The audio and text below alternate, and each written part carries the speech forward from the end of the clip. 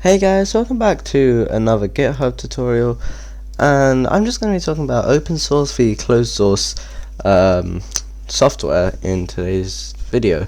So basically I just want to talk about some of the advantages and disadvantages to making your software open source. So I just have some examples of some open source software up here. They're just very random, but I just happen to know them and use them. So yeah. Basically, open source is when you make your software available to everyone, whereas closed source is where you make your software private, so only you and some people who you want to see it can access it. There's some disadvantages and advantages to open source. So one of the advantages is that you get, if it's good, you can get a lot of usage. You can get a lot of people using your software, which can be really nice.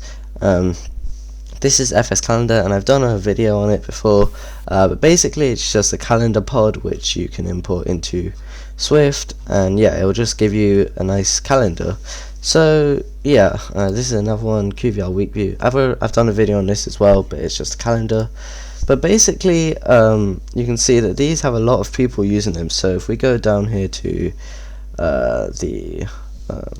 not sure where to see it, but wait, I know. This is Facebook/React, which is a web framework, not really related to iOS, but it's one of the biggest open source software, so that's why I decided to include it. But basically, this just has a lot of users. So if you go to here, you can see it's used by 9.1 million people, which is a lot. And yeah, so this is really, if you want to become famous, or you're looking for a job and want to get a name for yourself or something, then this could be useful.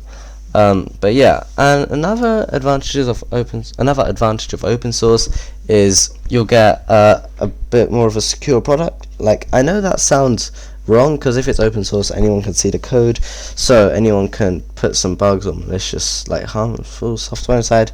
But yeah, basically in open source, a lot of people, like, since there's so many people working on it, they usually find so many bugs, and a lot of people just fix the bugs and then release it. So what you end up with is a really secure and safe project, which just helps everyone, and it stops there from bringing that many bugs. And you'll also get a lot of feedback. So if we go to issues over here on the calendar, there's a lot in Chinese, because I think the person who made this is of Chinese origin or something. But yeah, if we just look at some of these, I can see that there's a issue of only change name of a month in header when the month changes, something like that. And yeah, you can see he's posted an issue, and he hasn't got a response yet, but I'm sure they're working on it. And there's some pull requests, so people are submitting their fixes so that they can get a contribution on this. And yeah, so if we go over to some of these other ones, go to some issues, and let's just go to this. On like a huge repo like React, there's usually a lot of people to see and solve your issues. Like for example, if we go here, you can see there's just a lot of things here, and they usually do their best to solve it. I think this is an answer, I'm not too sure, but yeah, so that's another advantage of open source, that you can that you get a lot of constructive criticism.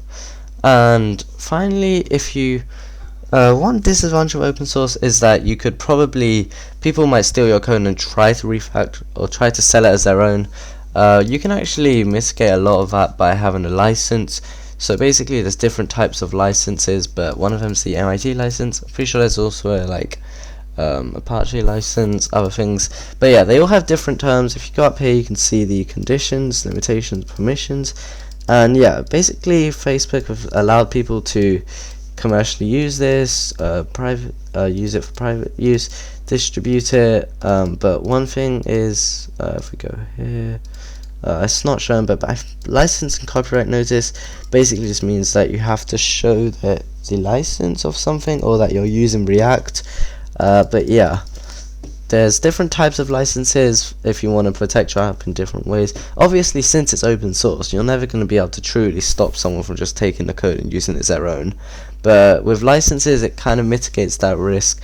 And yeah, so I'd always recommend using open source unless you're planning to sell a product. Because if you're planning to sell a product or it's confidential, then you really shouldn't be exposing it to the public.